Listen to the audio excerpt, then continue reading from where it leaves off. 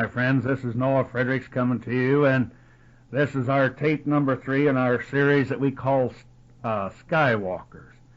My friends, if you'll bear with me, I think you're going to find this a very exciting, informative tape, and I hope you'll listen closely, and you may have to do some research on your own, and maybe you can come up with some clues that I've missed out on. I'm sure that there's millions of things that we could uncover.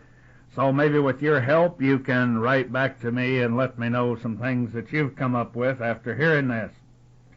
Now, over the years, I've heard a lot of believers, or so-called believers, and as one old preacher said years ago, he said there's 3 types of believers. There's believers, unbelievers, and make-believers. Now, a lot of those that they're not sure just what they believe, and when you challenge them to prove their beliefs, they get very angry with me. As a friend of mine was asked years ago what he believed, he said, "There goes my preacher now. Ask him and he'll tell you what I believe." So we hear these pious pontificating ecclesiastic pontificators on the glass toilet, as I call the TV, and you hear them come up with this nonsensical stuff about Eve eating an apple. And I've told a lot of these well-meaning people, I said, it doesn't say that anywhere in the Bible that Eve ate an apple.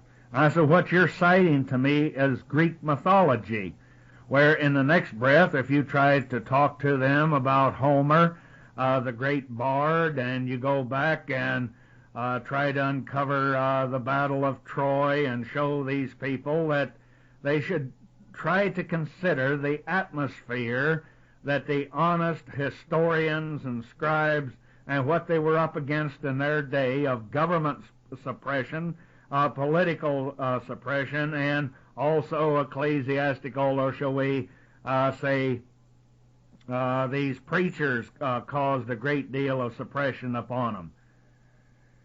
But yet in a way they were very liberal. They had all of these gods and different gods, so it seems in all of their intelligence they start to go down the tube. But let's go back and examine some of these clues. I have a short little statement here where I've researched out of the Greek mythology, and we'll add it up and see what you think. And I believe that we can point out that there's many clues in here from this so-called mythology. Well, let's try to play detective, and I think that we're going to uncover some things that you will find very exciting. At least I did. Now, we have to understand that Venus, she was one of the major goddesses in Roman mythology. She was a goddess of love and beauty, and later she was described also as the creative force. Now, notice, I want you to keep in mind, she was also referred to as the keeper of the garden. Remember what we said about Eve, symbolically a woman, but it also described her as a life container.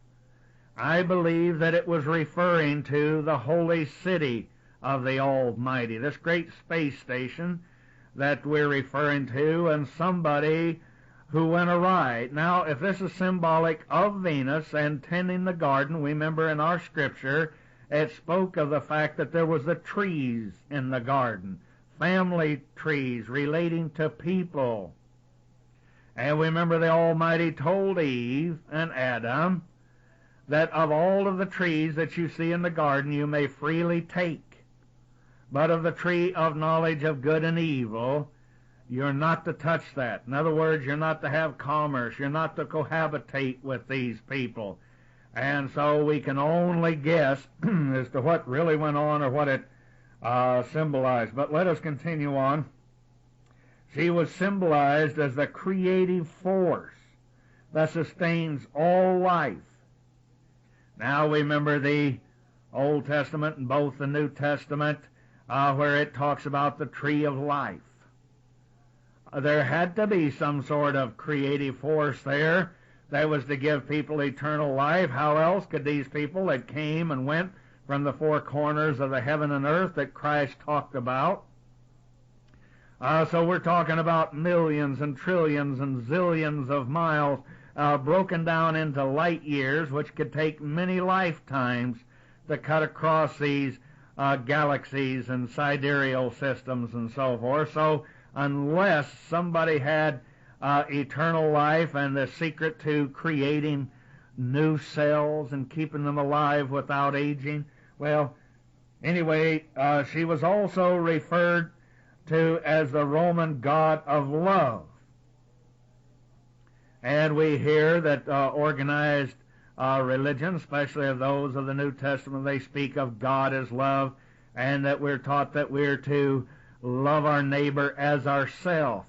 But when people look back at this and allude to this, they thought that she represented sensuality and carnality, and granted that was possibly so, because we know that the Roman Empire, that it started to degenerate from within with excessive eating and drinking and promiscuity and all. We all know that story. But also, aside from her being the creative force that sustained all life, then there was Cupid, the Roman god of love, that was supposed to have been her son. Now I wonder, and I had thought, was this allegorically, was this an ancient idiom, a parable, and their etymology, were they referring to a people such as the Adam, the first one that, well, actually, as we said, he's a Johnny-come-lately. It appears in our Genesis that here we have the people today. They're divided up in the world, and they're fighting over whether we started out as a slime ball in the sea, crawled out. Some of us was lucky enough to become apes, and some lucky enough to go on to be humans, and then they argue about the evolution. And then we have the religious world. They promote what they call the creation story. Well, I think that we've proven now through the great preponderance of evidence in the different albums that we have put out that man was not created on this earth. No species of mankind, whether he was a pre-Adamic man, came before the Adam, or came after Adam, or Adam himself. As we've pointed out, the word created, if we look it up in many instances, it refers to those that were dispatched. Dispatched from where? And we hear all of the ancient bards and people speaking of the fact, as we pointed out, Job and Abraham and the people of the New Testament, they looked for the New Jerusalem, the heavenly city, and the prophets of old said if it were on this earth, they would have found it, but it was not. And they knew that they were strangers and pilgrims in the earth, and we cited to you Psalms 119 and 19 that David and James Moffat, he said that he was an alien, temporarily here. Now, a lot of people say, you trying to tell me that King David came this place? I said, no, but his ancestors did. And so we have to remember, as we look at Venus very closely, that she resembled the Greek goddess Aphrodite. Now, Venus was also the mother of Aeneas, an ancestor of the legendary founders of Rome, and the Romans, they worshipped her because of her association with the city's early history. So these historians believe, and all that I believe we've shown conclusively in times past and here, that people were merely renaming places here on this earth, and we're going to prove this in some later albums when we get into the pre-Diluvian age, before the so-called flood. And they started to name places in Rome after former homelands out among the stars. But anyway, they dedicated some of Rome's most important temples to her, and they believed that the family of the ruler of Julius Caesar descended from Venus. I don't think this was vanity. I don't think it was idle boast. I don't think it was a joke. He referred to himself as a god. Well, if he figured his Father in heaven was God, and he was the Son of God, and we're the children of God, therefore maybe he rightly called himself a god or a son of one of the great gods. But the religious world gets all bent out of shape when you say that, but yet in the next breath they refer to themselves as the Elohim, the Son of the Almighty. Now, Venus, now get this, they go on, they say Venus was born full grown from the foam of the Mediterranean Sea. Now, you see, once again, I would cite to you why it's so important for the preachers and the teachers and the historians and the biblical scholars and all of us to go back and look again at these ancient idioms, how they parallel not only from Greece, but clear back to Peru. Let me read this to you again. That Venus was born full grown from the foam of the Mediterranean Sea. I think later on it was broken down to the Mediterranean, and as we know, the Hebrews, and that we know that the Babylonians and the ancient Akkadians and the Indians of Central and South America, they referred to the Sea of Space. And we remember when Pizarro, when he went into Peru, and all of the Indians were constantly bowing to him and saying Viracocha, and we told you how this Catholic priest, luckily that he was a scholar, and he took great pains to try to understand and to translate the language, and after many months, probably several years there, he finally understood that it was speaking about the men who came upon the foam of the waves of the sea. And then we hear the ancient tales when they spoke of Kuku Khan, who came from the great Sea of Space, and after a period of time, he and his disciples, they went back to the sea, bid farewell, took their laws with them, spread their cloak, which runs parallel to the story of Elijah, and this mysterious thing called a mantle that he passed on to his follower Elisha.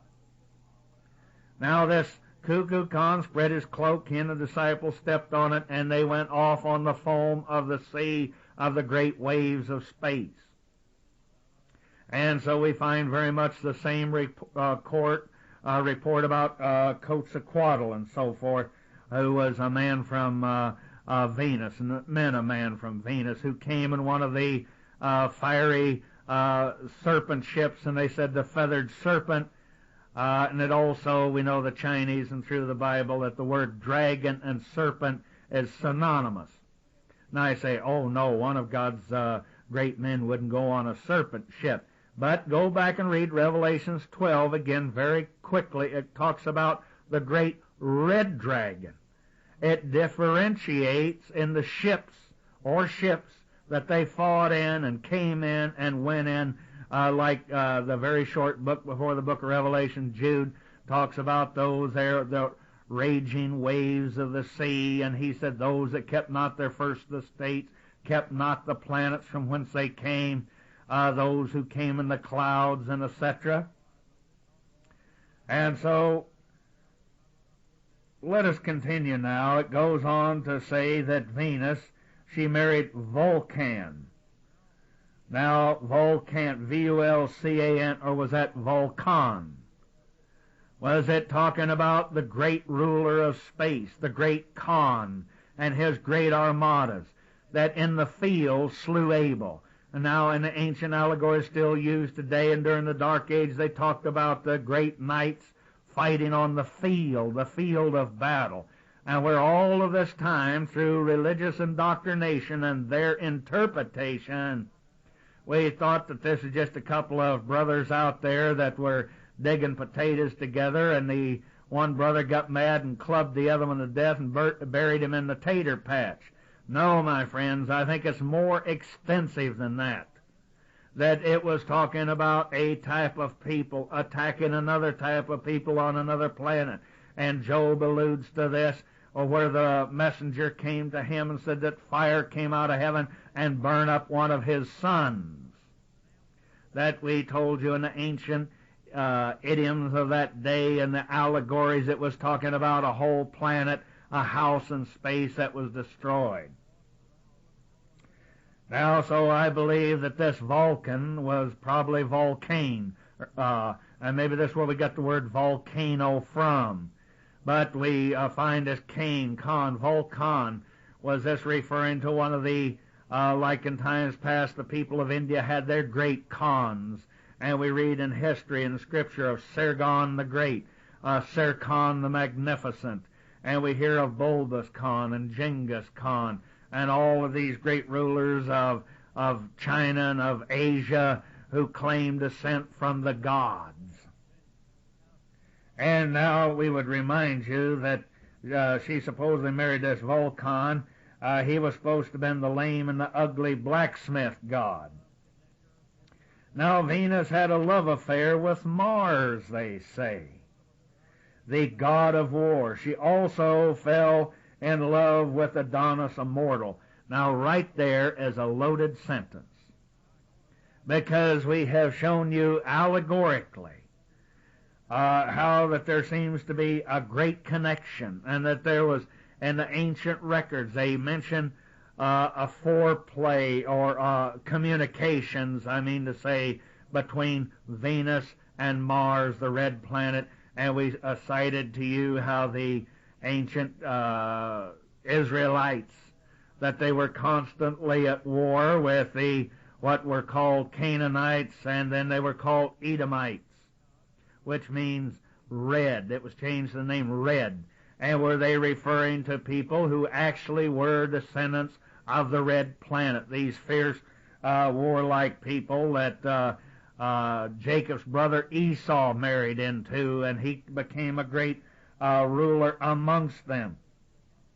Now we find also this Adonis here, a mortal.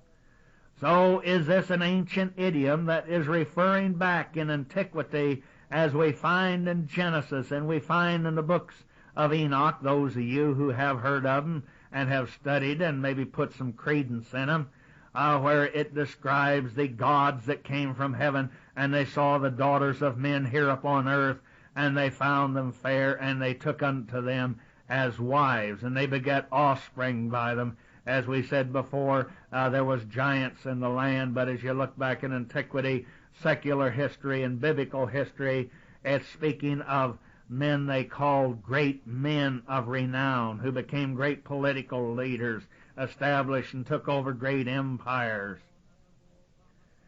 Now Venus, she also plays a very important part in the famous myth called the Judgment of Paris.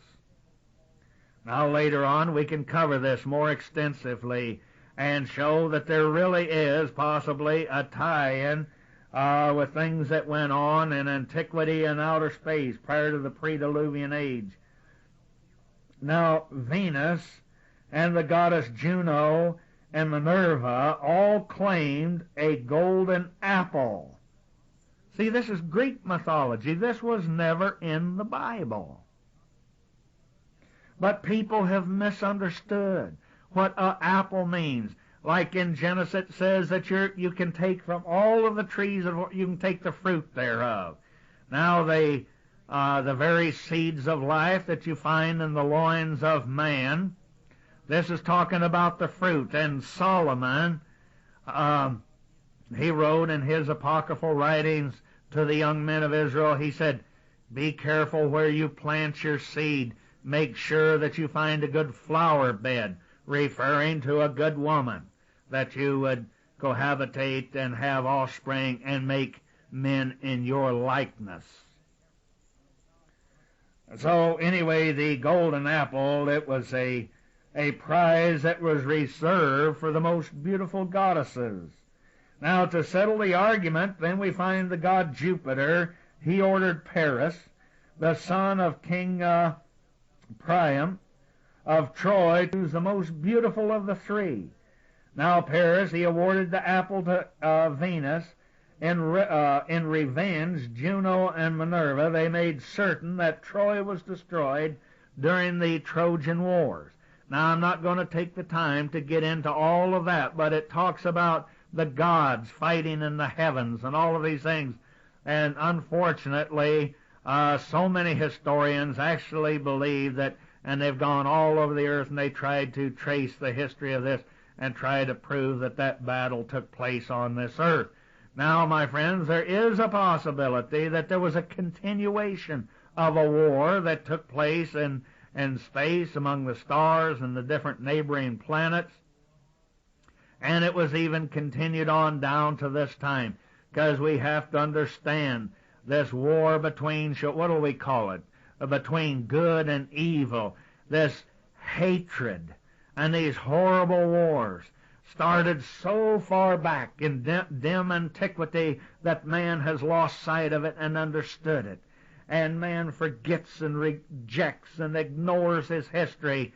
And with each war, they don't even remember the last one. They don't remember these old racial and ethnic hatred between the races and the nations of this earth.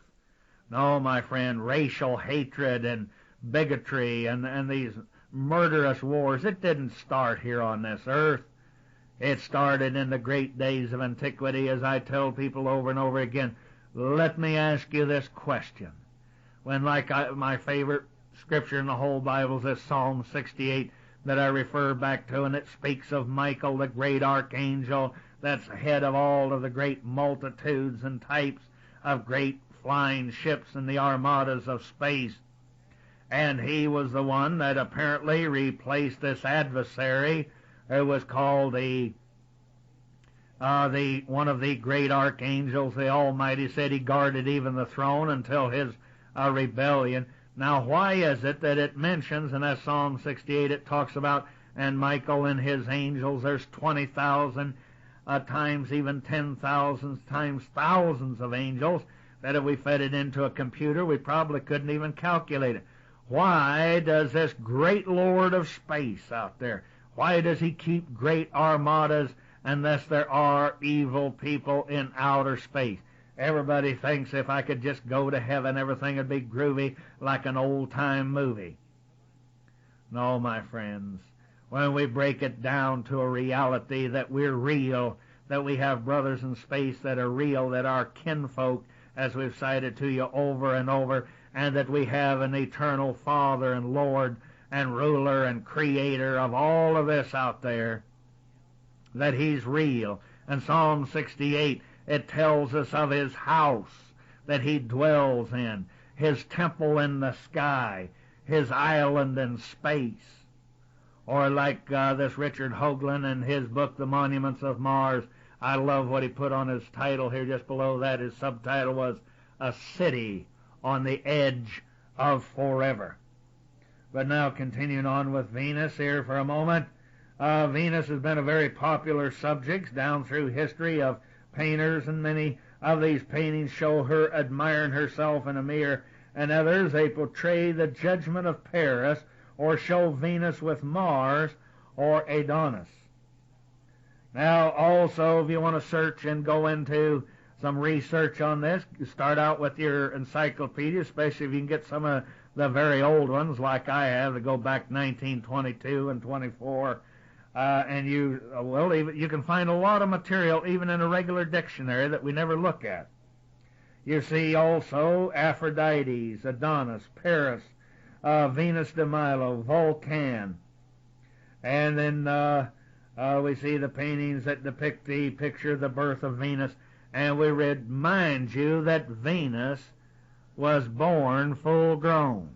And I think that we have shown and presented evidence that we're talking about something that even the ancient astronomers in recorded history, they allude to a time in antiquity when Venus was not even in our galaxy or solar system. And so we believe that if this truly is the Father's house, like Job called it the womb of the morning, that it literally transported his family, his you want to use the Greek word saints, santos, believing offsprings, his sons and daughters, from somewhere so far in deep space that we may never know until his imminent return and the recapture of this earth. I want to make one thing clear. I misquoted this here. Venus was the mother of, I said Aeneas, I believe, but I think that the Greek here is pronounced, the A is like an I, and it's Aeneas. But you'll have to forgive me because, unfortunately, when I was going through school, I have to confess I went to the middle of the 10th grade, and then I ended up and I ran off and went into the Marine Corps. And so I finished my high school through the government USAFE course and was able to obtain my diploma. But then when I went on to the theological cemetery, as I call them, because they're full of dead works, because they're so busy teaching the religion of men, and I caught them so many times deviating from what it actually said, and we find that they ignored and overlooked the idioms and the etymology of the ancient language, and they refused to go into the history of the other races and nations, and they didn't think it was of a particular interest that we studied the history and the archaeology and the secular records of these ancient empires and nations who at one time or another they always crossed each other's path, influencing people's lives. And so then we wonder why, as we quoted here about Venus, Venus, where it said that she was born full grown from the foam of the Mediterranean Sea. Now, my friends, even back in this time of the Greeks, it started to be corrupted because, as we said before, this ancient, mysterious people, one of the oldest cultures on the face of the earth, and still a mystery to many, is called the Akkadians. They seemed to be a great seafaring people and had a great knowledge of history and antiquity, and they certainly influenced the Greeks. And so naturally they would bring it down to the Mediterranean Sea and claim that she came from there. So poor Venus, she was brought from heaven down to earth and brought down to the understanding of carnal earth men. But now, as I said before, there's a lot of people that continuously say, why don't you go back and you condense this and let's go over some of the former material and bring it down where it's understandable and tie it together for us. So this is what I am trying to do. Now, let me remind you once again, and I think this is important to review this because we're going to make a point here. As we go back to these ancient scrolls that this man Schmokel, he translated this ancient scroll that was found in Nineveh, which, by the way, as we'll remind you once again, is found in the area of Iraq and over in ancient Babylon, and one of the greatest cities that was so large that Jonah said that it would take a man 3 days just to walk across it. It was a great city built in a quadrangle that they described as 60 miles. All right, now, from this scroll that he excavated in Nineveh, they said that they discovered this in the library of the king Ashurbanipal, these clay tablets on which is described a voyage to the sky. And it narrates how what they described as the good King Etan, who lived about 5,000 years ago, called the Good King, was taken as an honored guest on a flying ship in the form of a shield, which landed in a square behind the royal palace, rotating and surrounded by a vortex of flames. From the flying ship it alighted and tall blond men with dark complexions dressed in white, and they were handsome as gods. See, sounds like the Greek description. They said that who invited this good King Etan, somewhat dissuaded by his own advisors, but they invited him to go for a trip on their flying ship in the middle of a whirlwind of flame and smoke, and they went up so high that the earth and its seas and its islands and its continents appeared to him like a loaf in a basket, then disappeared from sight. So it would remind you once again, it sounds like John's description as he left the earth, and he said the earth and the sea passed away. He got to a point in space that he could no longer see the seas or the islands, just like he described, and we find the other ancient record of the other king that we quoted to you, that how he described when he went on his flight in the Great Eagle ship. He gave very much the same description. So how can we ignore, what I'm speaking of here is Gilgamesh, how can we ignore all of these parallel accounts from archaeology, from secular history, from the great historical accounts of the books that are compiled and called the Bible, which are full of history and historical records. Now, then it goes on, and it tells us that this good King Etan, the flying ship, listen to this again, let me remind you, he reached the moon, Mars, and Venus. And so people get all upset when you try to tell them back in the days of antiquity that it was possibly a habitable planet, but yet they try to tell us that it's been void of humankind for millions of years. I really don't think so, but even if it did, these people had space stations on it. Now it tells about after 2 weeks' absence, they were already preparing for a new successor to the throne, believing that the gods had carried him off with them, and the flying ship, it glided over the city and touched down once again, and they describe it as says, surrounded by a ring of fire. The fire abated, and old King Etan, he descended with some of the blond men who stayed as his guests for some days. Now you say, well, my friends, this is an ancient fairy tale. This is mythology. Well, my friends, we could go off on a tangent and fill up a whole album with this, and we intend to at a future date. And I must recommend another book. I don't know if it's out of print or now. I bought it in a used bookstore. This one entitled The Monuments of Mars, a City on the Edge of Forever. And when we go back and we read of the different accounts, and they believe that there was all different men through history called Arthur, and we told you that it was from Thor, meaning the great bull, and we showed where it was referring to a hollow bull, a space station, but they used the male vernacular.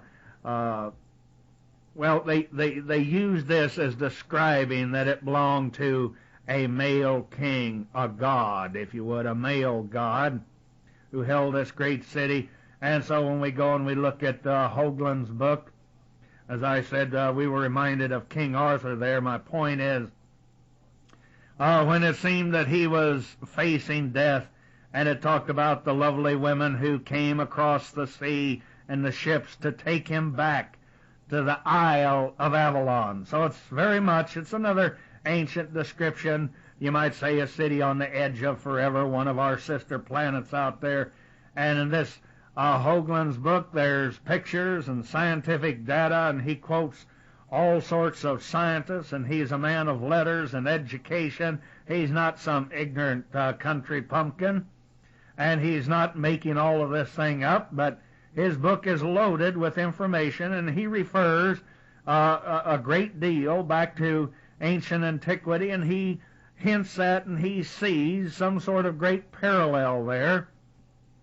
And they describe this great face that has been photographed from all different angles, so it's not just shadows on a dirt pile there. He goes into a great deal of explanation in the pictures there that is mind-boggling, and they show the pyramids that is on the planet Mars, and I found after reading this Professor Smyth's book, I believe it's 125 years ago, and he was lauded by both the scientific world and the religious world of that time, and he brought out a great deal of evidence pointing to an obscure passage in Job where he alluded to a place that had a great pyramid.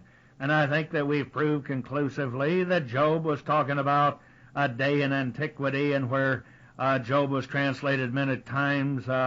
Unfortunately, they just put Job, Job, Job, but as we go back and we search it out, it spoke of the Shub Halam, like the Elohim of this Yah or Yahweh who came in the Shub ships, that we find a parallel in the ancient records of Indra that describes equivalent and almost use the same word as Shub ships. And we find the Egyptians paralleling that, using almost the same word that we find is very recognizable. Now, we would remind you once again, if you want to try to tie all of this together, I think that we've proved quite conclusively that this ancient king of Babylon is spoken of in the Isaiah the 14th chapter, says, as we quoted from the very old Bible that is now in print and we carry, that describes the the ancient king, it says, O thou sonny of the morn, which we know, the morning star, another ancient term for Venus, also called Lucifer.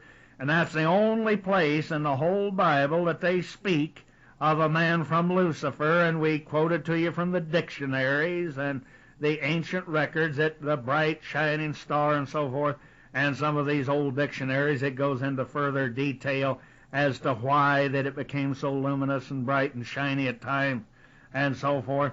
So it said, O thou sonny of the morning star, O Lucifer. In other words, it was magnifying this great city of God, this great planet, this sister planet, this great space station that runs in retrograde, that goes in a perfect orbit without wobbling, like the other planets in the solar system, that has no magnetic north and no magnetic south pole. And as we said, that scientists have reported, and I talked to one of the very high-ranking men years ago that was with NASA, that he said that they had heard of like radio messages come from the inside of it. They could pick up talk from the depths of it.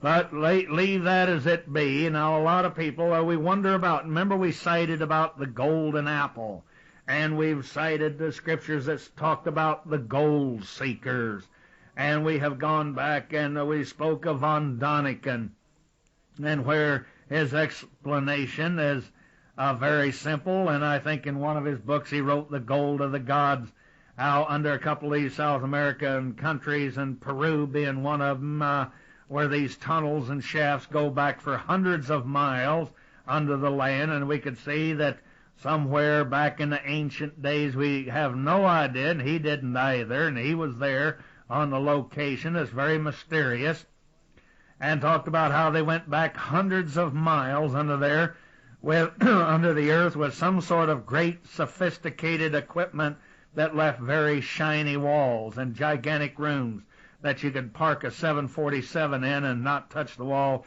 above or below or on either side. But we find that people are so limited in their thinking that they think that they're the only humans in all of the universes and the galaxies and the millions and trillions and the billions of stars out there in the Milky Way and even beyond. And then now our scientists have just recently discovered that there's countless other Milky Ways even out far beyond ours.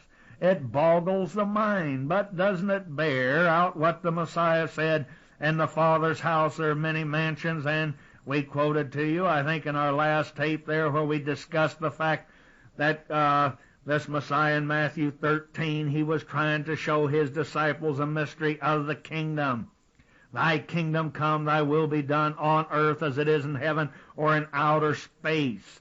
And we quoted to you there from the Greek where it was in the plural, alluding to other worlds and other mansions in space, if you like, where his laws are working effectively and keeping law and order and bringing longevity and happiness and joy, and the people are not destitute and in the great straits that we are here upon this planet. But now, to carry that a little farther, and let's keep in mind the golden apple. We can't be exactly sure what it was referring to, but was it as a reward, a payoff? Was this ancient adversary of the Almighty, was the gold his economic system? Now remember, gold and silver, my dear friends, are only a commodity. Their value is set by whatever value it is to the people who handle it. And not only was it used for trade and commerce, but we've proved that it was it's something that doesn't rust, it doesn't rot, it doesn't deteriorate, and is one of the great conductors in the electrical field, and is used in some highly sophisticated equipment that we're yet to guess at. And a lot of people say, well, I don't know if I can believe that, brother. But we have to remember what the Scripture says, that whatever the mind of man is able to believe and able to conceive, that he is able to do. Now, let's check some of these things out in this 28th chapter of Ezekiel. He says, the word of the Lord came to me, saying, Son of man, say unto the prince of Tyrus. Now it changed from Tyre to Tyrus. And all of this, it alludes to gold and people who deal in it. And thus saith the Lord God, because thy heart is lifted up, because thou hast said, I am a God, and I sit in the seat of God, in the midst of the seas. In other words, he's talking about outer space. But due to his arrogance and his turning against the Almighty, committing treason, that's what the word Satan means. He committed treason against the government of the Most High. The Almighty, or this messenger, he reminds him and tells the prophet Ezekiel, go to him. Now, we have to remember, friends, Ezekiel, he went to outer space on 4 different trips. It's not the book of Ezekiel, but the books of Ezekiel. And you'll see, if you'll check the dates out there, it's not in proper chronological order.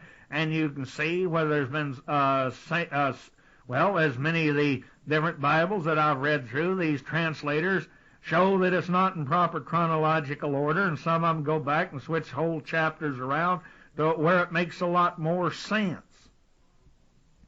But he goes on and he reminds this old reprobate. He said, thou art a man, not God. Thou hast set thy heart as the heart of God. Behold, thou art wiser than Daniel. There is no secret they can hide from thee.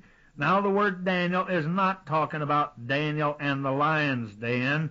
My friend, many times here, as we've pointed out, the word Daniel means a judge. Now he goes on the 4th verse. We're just quoting from the plain old King James. With thy wisdom, with thy understanding, thou hast gotten thee riches. Thou hast gotten gold and silver into thy treasuries. And by your wisdom and by your traffic. In other words, they trafficked in this merchandise, but they trafficked even beyond this world, to other worlds and to planets. And it says, thou hast increased thy riches, and thy heart is lifted up because of thy riches. Therefore saith the Lord God, because thou hast set thy heart as the heart of God. Behold, therefore I will bring strangers upon thee, the terrible of the nations, and they shall draw the sword against the beauty of thy wisdom. And thou hast defiled, thou shalt defile thy brightness. Now remember, we referred to the bright and the morning star, and he's talking. This fellow thinks he's such a great, glorious man. He's the one that bragged that he would go back into the heavens. He would set his house even above the mount of the Almighty, that he would take it over and establish it even in the heavens above that.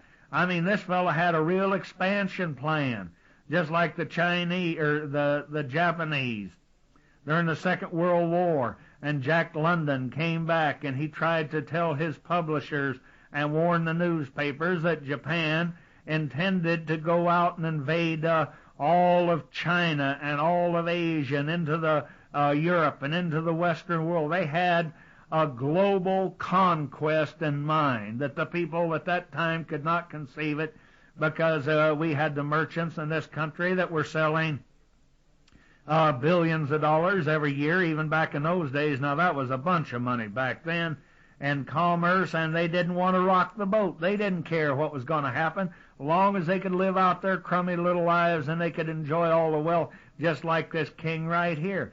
And the Japanese warned the gentleman that wrote the book, The Call of the Wild, and so forth. He said, it may take us 50 years, it may take us 100 years, by whatever means it takes, we will do it. Now, my friends, they've bought up Hollywood. They've bought up this country. They're now running the tourist business in our national forest that goes into the millions and millions every year. And us poor Americans, we just sit back fat, dumb, and happy. Now, we don't hate the people of Japan because they're a different race than us. We don't hate them because of our religion. But, my friends, when they take over our nation and change our religion and our values, and they take over all the businesses and put millions and millions of our people out of work as they flood this country with their materialism. Now, whether it's with TVs and tape recorders and audio or video recorders and cars and motorcycles, It doesn't matter whether they use a motorcycle or a gun. We've still been captured. But anyway, let's get off the tangent. Let's go to the 8th verse where the Almighty says, they shall bring thee down to the pit, and thou shalt die the death of them that are slain in the midst of the sea. It's talking about a place in space. Well, we'll skip a lot of this. You may want to go back and read it against yourself. But in the 13th verse, it makes it quite clear who this was. And it was the very same fellow that Isaiah sea of space. In the 2nd verse, he said, I saw the holy city, the new Jerusalem, descending out of heaven of God, all arrayed like a bride, and beautified and adorned for her husband. And then he goes on, he calls it a throne, the next verse, and so forth. And now let us drop down. We will read to you from the very simple amplified version, which I'm not overly fond of, but they do amplify a lot of great points and make it very simple reading. Now you take the 8th verse. But it says, as for the cowards, the ignoble, the contemptible, the cravenly, lacking in courage, for the cowardly submissive, as for the unbelieving and the faithless, as for the depraved and the defiled with abominations, and as for murderers and the lewd and the adulterous and the practicers of magic arts. My friends, that is drug dealing. So if you're doing it, God will forgive you. Give it up. And as for the adulterers, those who give supreme devotion to anyone or anything other than God, all liars, those who knowingly convey untruth by word or deed, all of these shall have their part in the lake that blazes with fire and brimstone. This is the second death, the one that was spoke of in Isaiah 30 and 33. But so much for that. Now let us get back here to, as we were quoting from the 28th chapter of the book of Ezekiel, and let me reread this verse 13. It says, thou hast been in Eden, the garden of God, the one that Christ called paradise in the Greek, which means the garden. James Moffat renders it the park. And he said, ever precious stone was thy covering, the sardius and the topaz, and it tells about all these things. And he said, in the day that thou was created.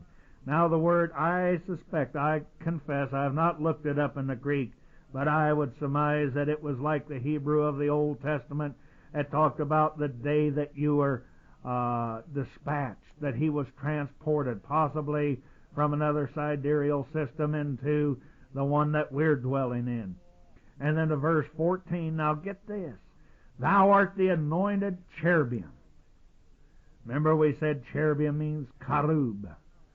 And it was talking about the great karub ships, the very same that he told us in Genesis that Cain was driven out of the garden by the cherubim. Now let's go back and read this. Thou art the anointed cherubim that covereth.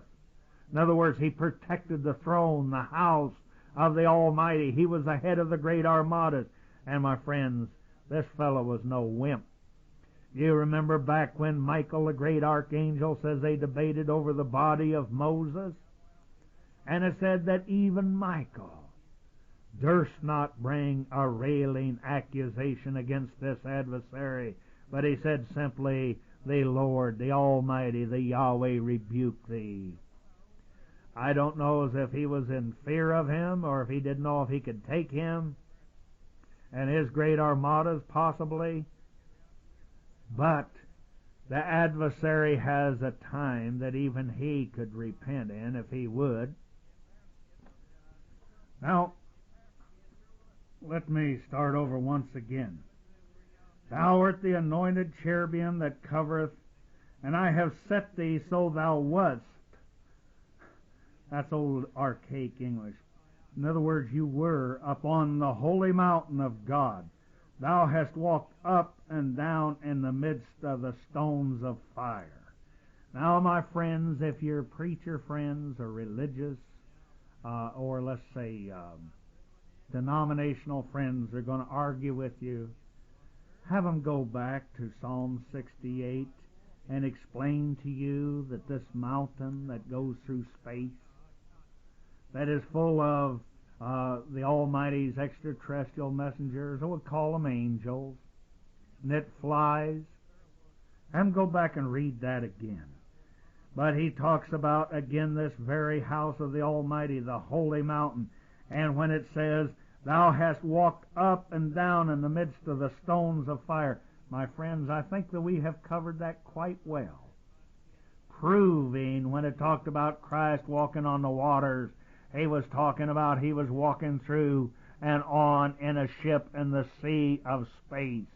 Just like the disciples when they stood there and they were gazing up into heaven as he ascended into the clouds in a ship. And these two extraterrestrial messengers that the Greeks called angels asked the disciples, what are you staring at? Why are you looking up into space or heaven? He said, as you saw him go, you're going to see him come again. And remember, we went back and we quoted to you from the Friar Fenton, from chapters 1 and 2. He brings it out quite clear. When the children of the Almighty, which Job said, I was there when all the morning stars, that meant the young princes of the house of light. He said, I was there when all the morning stars sang together and shouted for joy and so forth. And they're getting ready together into the great mount of the Almighty. Now, the Almighty said to the adversary, now if he was only controlling this planet and he's not out there interfering with other planets, why did he have to ask him, the adversary, where have you been? And Friar Fenton brings out the best translation. He said, I've been flying over the earth and up and down on the earth, landing on the earth, communicating with people. Just like the spaceship, whether they were good guys or bad guys, we're not going to argue that. But they went to this ancient king of Nineveh, Etan. He must have had some extraterrestrial outside intelligence for them to build such a great, thriving commercial city of Nineveh. And remember, they believed in the god or the gods Dogon or Dagon. And we've covered that he was allegorically some great man or ruler with science and technology and knew the mysteries of agriculture and the balance of nature, and he came to teach these people. But for some reason, apparently, he was not pleased with these people. And we find in the records, and we believe beyond a shadow of a doubt, that there was both Asiatic, black people, Semitic people. There was all types of people here in this great city, this great ruling city of commerce. And so we've proved what he means there, that thou hast walked up and down the midst of the stones of fire. Here in this 14th verse, he's talking about planets. Now, was this shortened? Possibly. Another thought to look at. Instead of stones, let's go back and use the Old Testament word rocks. And we believe they took the E-T off the rocks, the rockets of fire. It described fire coming out of the ships that landed there for the great Etan. Now, let's go on so much for that. Let's go to verse 15 of the same chapter, when the Almighty said, thou wast perfect in thy ways from the day whence thou wast created.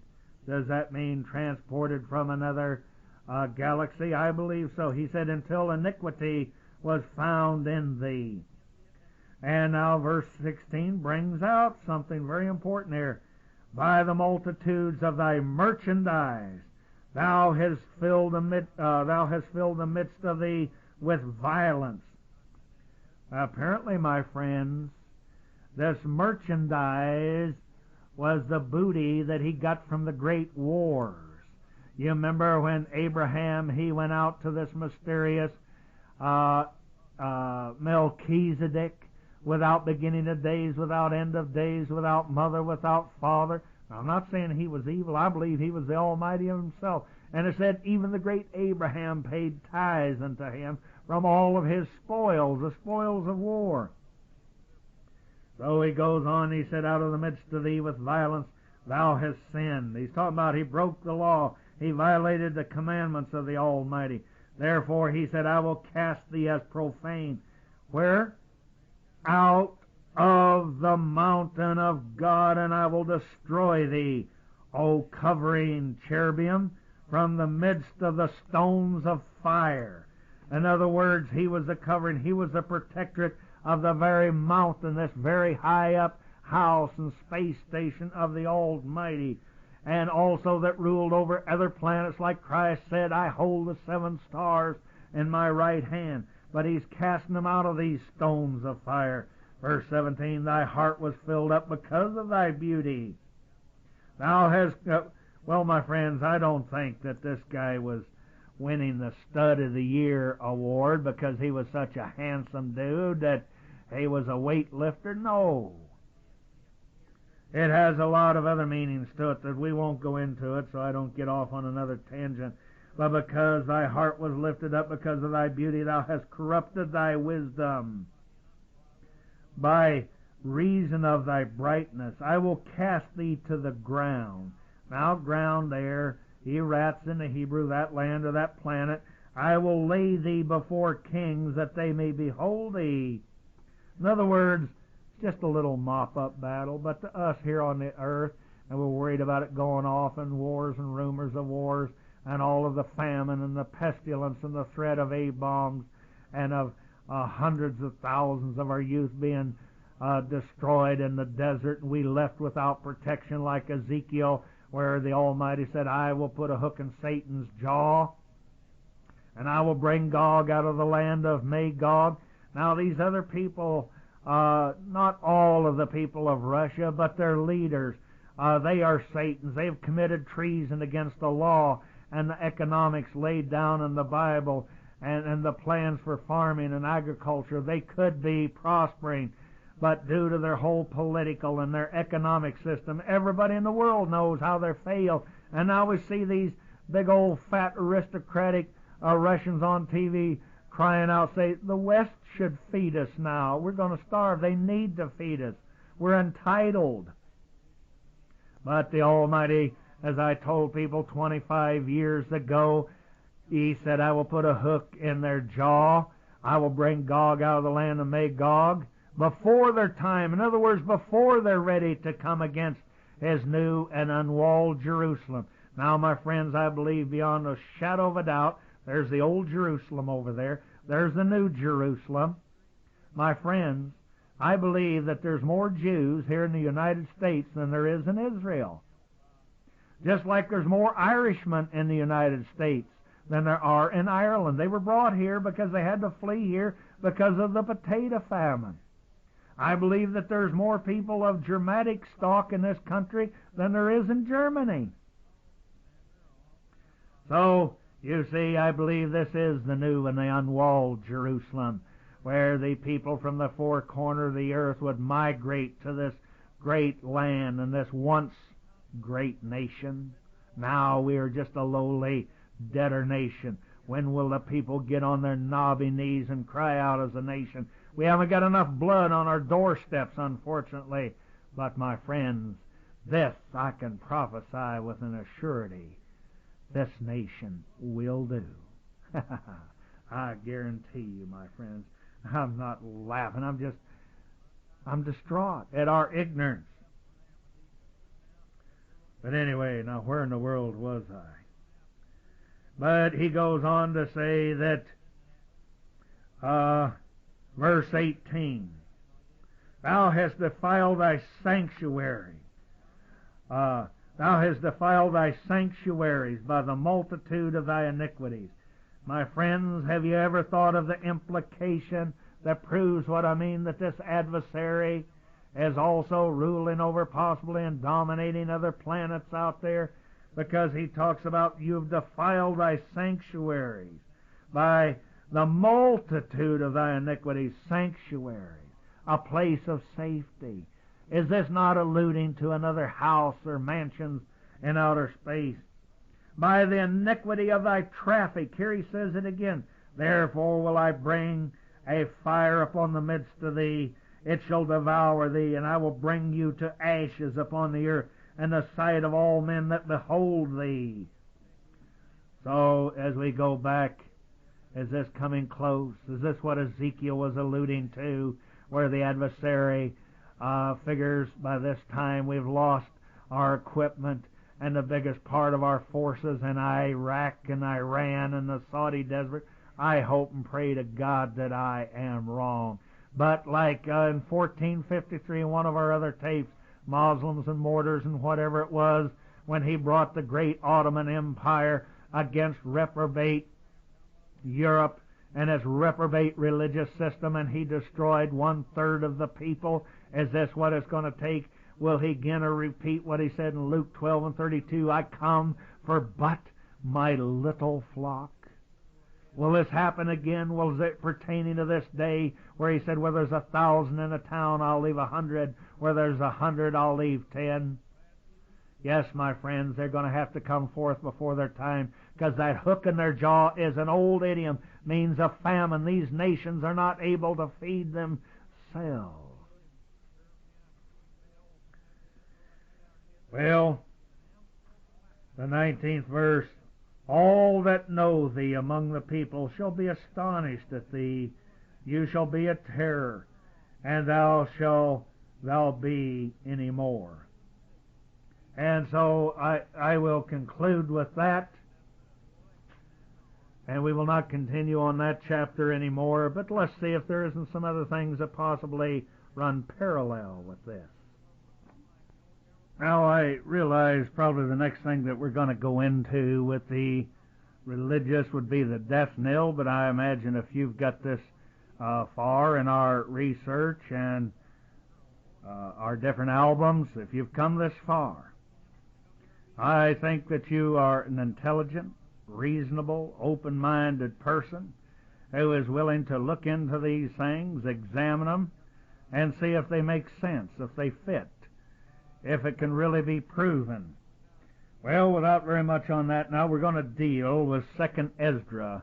As I have told people over the last quarter century, that the apocryphal books, especially the 1st and 2nd Esdras, and as we have quoted through many of these different books, we have proved that there is a possibility, in my opinion, a very great possibility. In fact, I believe that they have been hidden until that final generation. I'm talking about the people in the here and now and living in this day and age, who have the mental and spiritual capacity to understand not when is this so-called Armageddon of religiosity going to happen, but it is happening.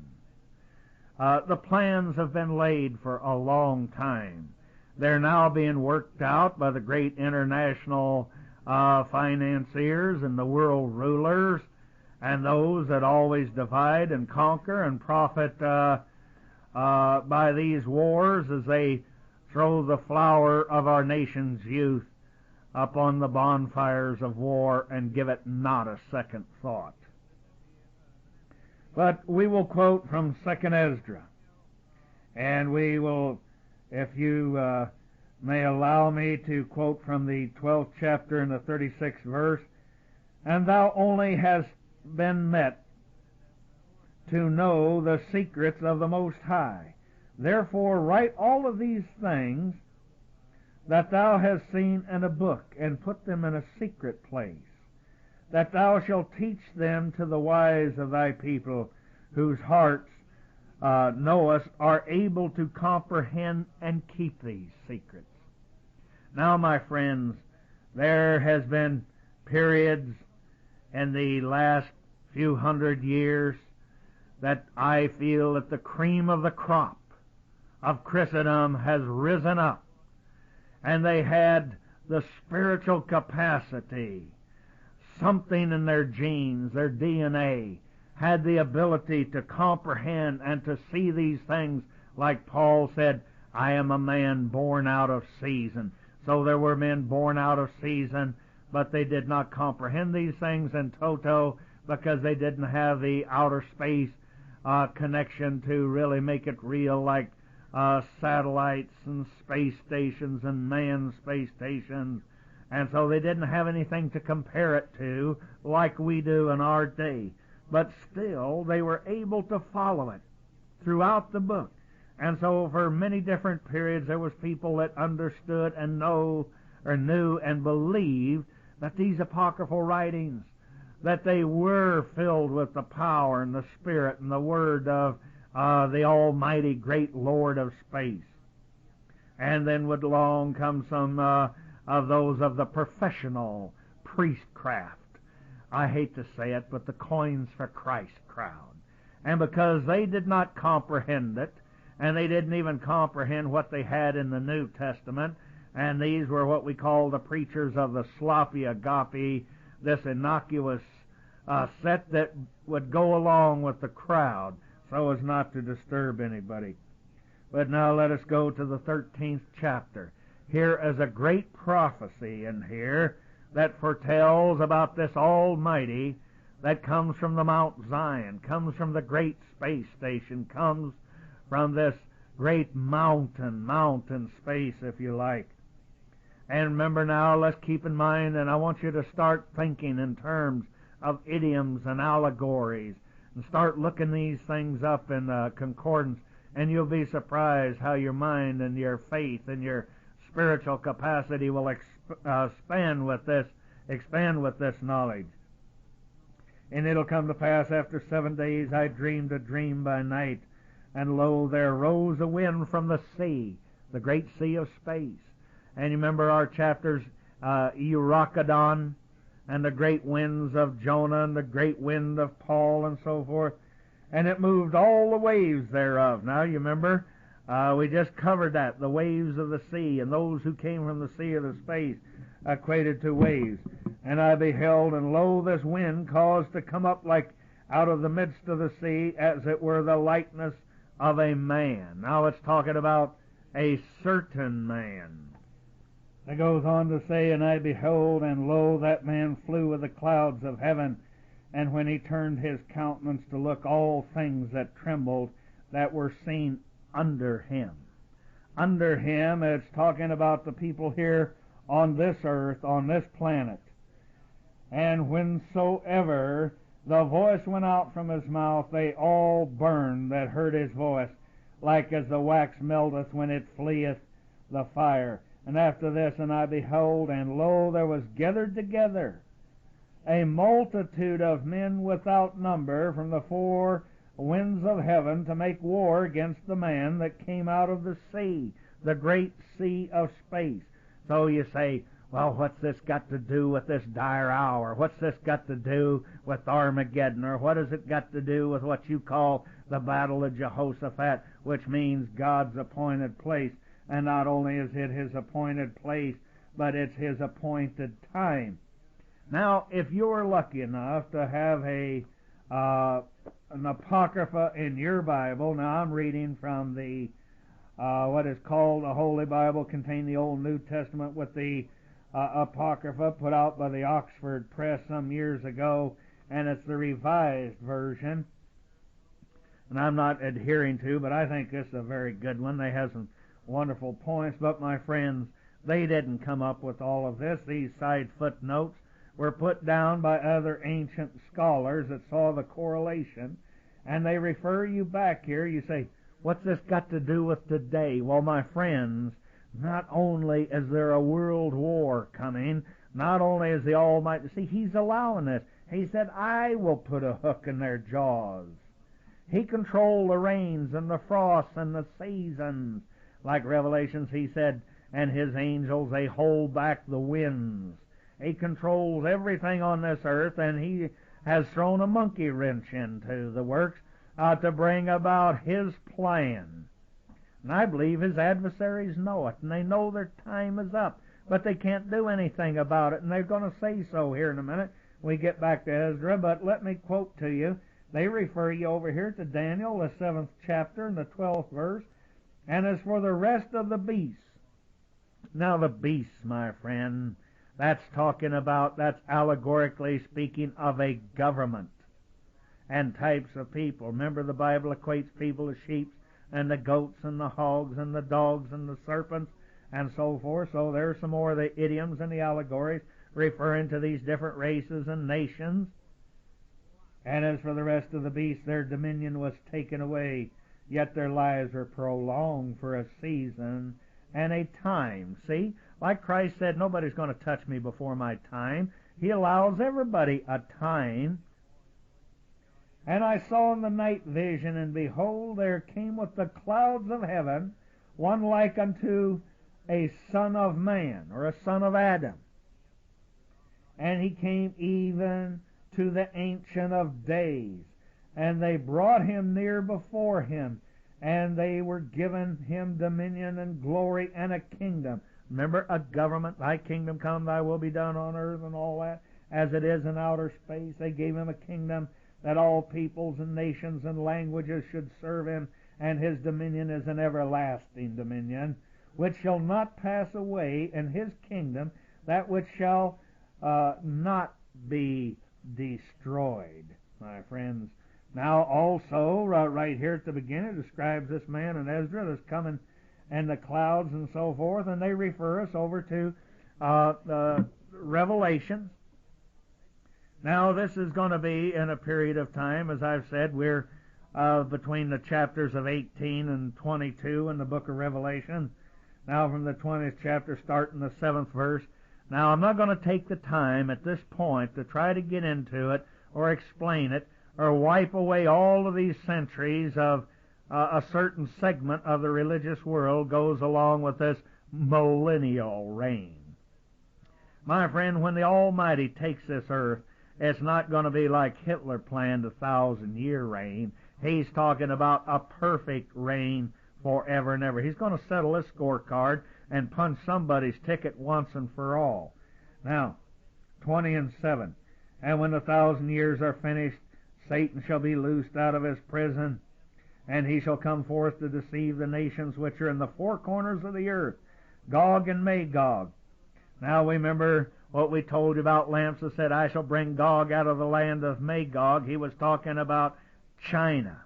Those people are without number as compared to us.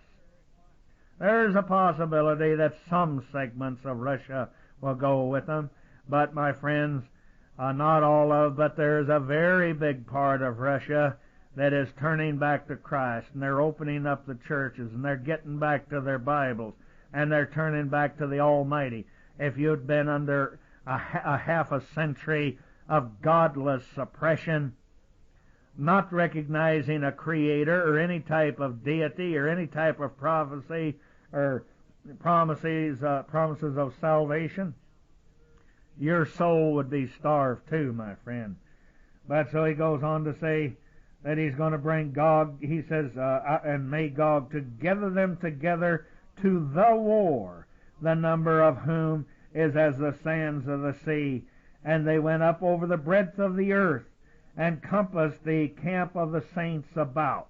Now, my friends, if this is not Canada, if this is not the United States, saints, santos, believing offspring, all right, so we're sorry, so we're reprobate, so our real true Christendom disappeared at 325 A.D. at the Post-Nicene Council. There's still been some great men of God and performed great miracles and great teachings all down through every century. For those that were hungry, they were here. But if you can tell me where there's another nation, this is the one Ezekiel talks about, the new and unwalled Jerusalem, when they come up over the north, when they come out of Russia and they cross the just 35 miles there across the straits. They're into Alaska, and they come down through Canada, and they invade in a many-pronged attack against the new and unwalled Jerusalem, and Ezekiel 38 and 39 is talking about. Now, my friends, it said, let us go up to the land, having neither bars nor gates.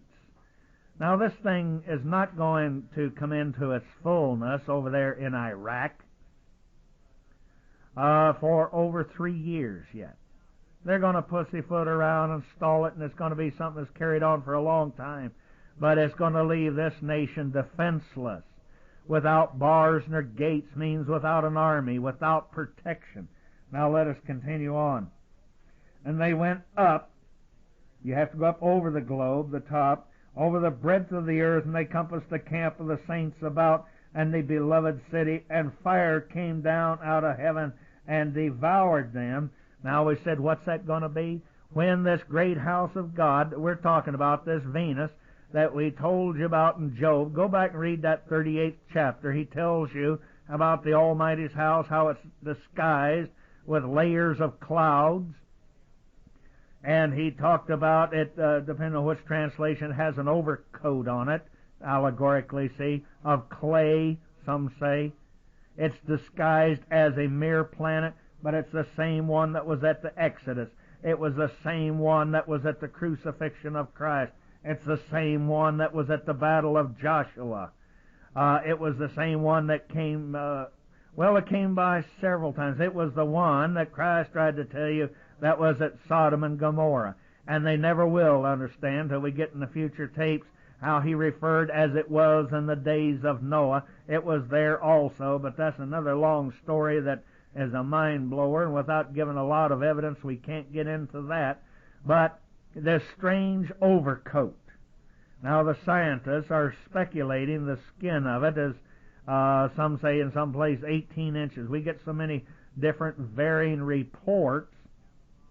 But my friends, in this late scientific journal that I've quoted from to, Scientific America, they say that there's what they say, like great pillars, and they said so it must be volcanoes that are constantly spewing out sulfur into the atmosphere.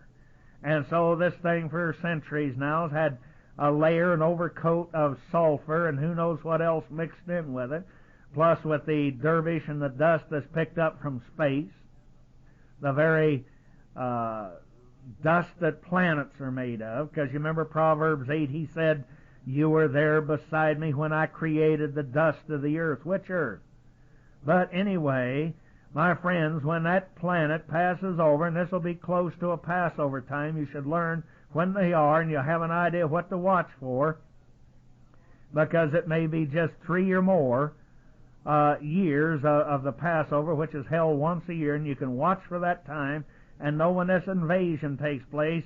You'll say, boy, I'm glad I heard that old kooky guy's tapes, that I will know now that this is the time that the intervention of the Most High, and he said that he would fight from heaven for us, and he said the final battle is mine.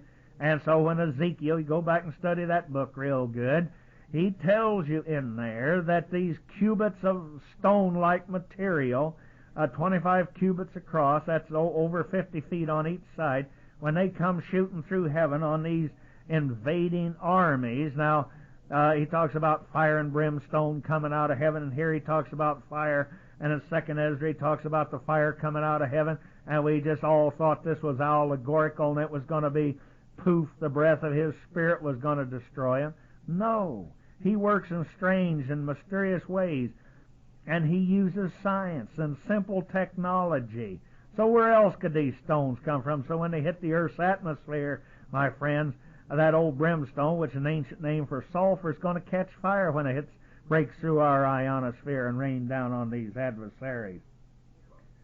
Anyway, now back to this.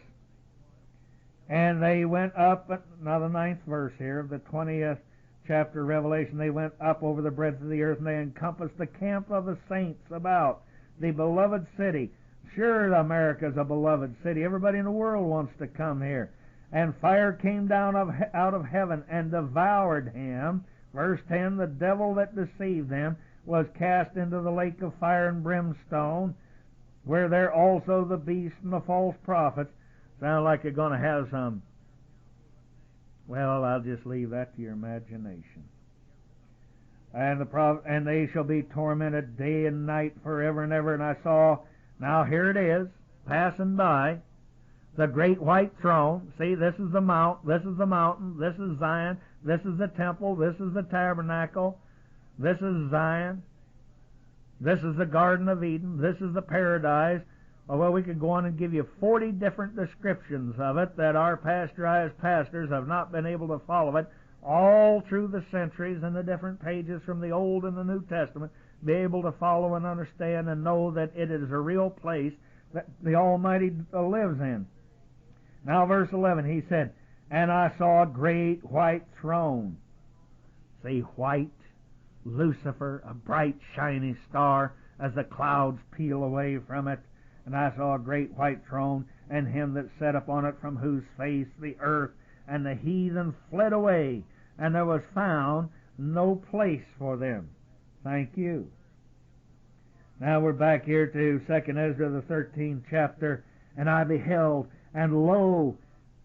Now, get this, you got to listen. This is old archaic English, and they did a bad job of the translation. Now, remember Daniel talked about a mountain that was carved out without hands, and he graved himself a great mountain. We're talking about that hollow mountain. Once again, that's Psalm 68. And he flew up on it. Okay, we flew up on the B-29. We flew up on the flagship of the Navy, up in the captain's quarters. And then he goes on the 7th verse, and I sought to see the region, or the place, whereout the mountain was graven, and I could not. He didn't know exactly where it was coming from. And after this I beheld, and lo, all they that were gathered together to fight against him were sore afraid, and yet durst fight. I had a fellow call me up the other day who had listened to my first album, and he said, my friend, he said, do you believe they're really going to fight God? Yes, my friend, they will. And lo, he saw the assault of the multitude that came. And he lifted up his hand, neither spear nor any instrument of war, but I saw how he sent out of his mouth, as it had been a flood of fire, and out of his lips a flaming breath, and out of his tongue he cast forth sparks of the storm. Now we won't bother to break all this down for you in the original language. And the flood of the fire, and the flaming breath, and the great storm that fell upon the assault of the multitudes which were prepared to fight, and he burned them up, every one, so that upon a sudden of an innumerable multitude nothing was to be perceived, only dust and ashes and smell of smoke. And when I saw this, I was amazed. And afterward I beheld the same man came down from the mountain, and called unto him another multitude which were peaceable.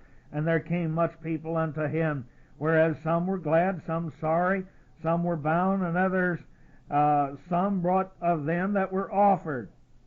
And they through great fear I awakened, and etc., and so forth.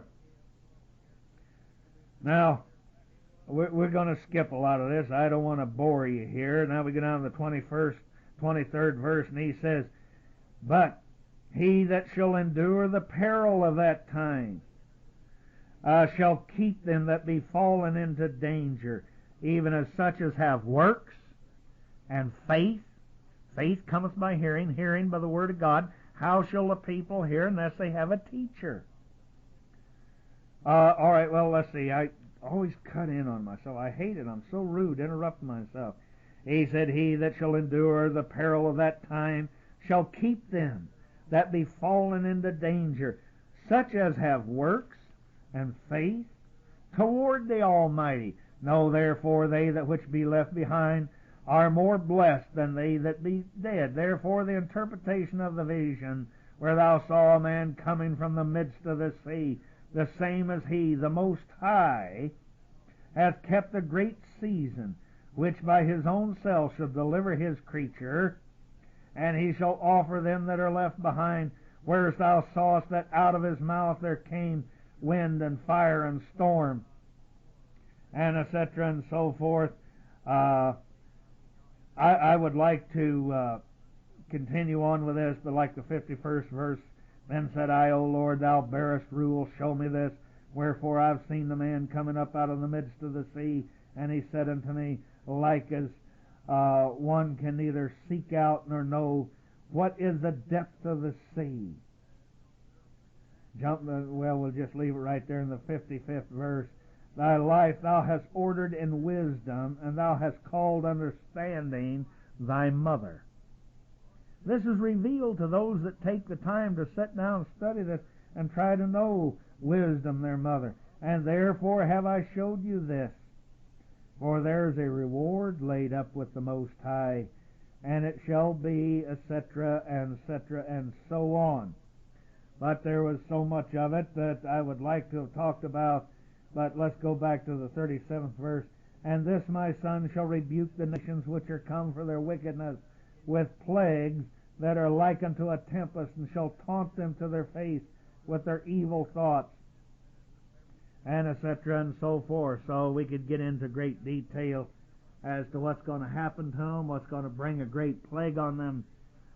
And I think at this point we will cut our tape off here, because we have many other things with what we're calling the SKYWALKERS. And we have to look at the past to know the future. And I don't know about you, but I have something to have faith in. I know how, because the Almighty has allowed me to see what His prophets were trying to tell us. He said, knock, and I'll open any door. Ask, and you shall receive. He did not say if you're a doctor or a graduate of a college. This can be any old farmer boy, the butcher, the baker, the candlestick maker. I don't care if you work for the light company, if you're a trucker, if you're a teacher, whoever. Because the Almighty, He knows the sincerity of your heart, and I believe if you've gone this far with us, all I got to say is God bless you and thank you. And if you should happen to lose your tapes, it's Pilgrim Ships, P.O. Box 1086, Lakeview, Missouri 65737. Pardon me. And we thank you for listening.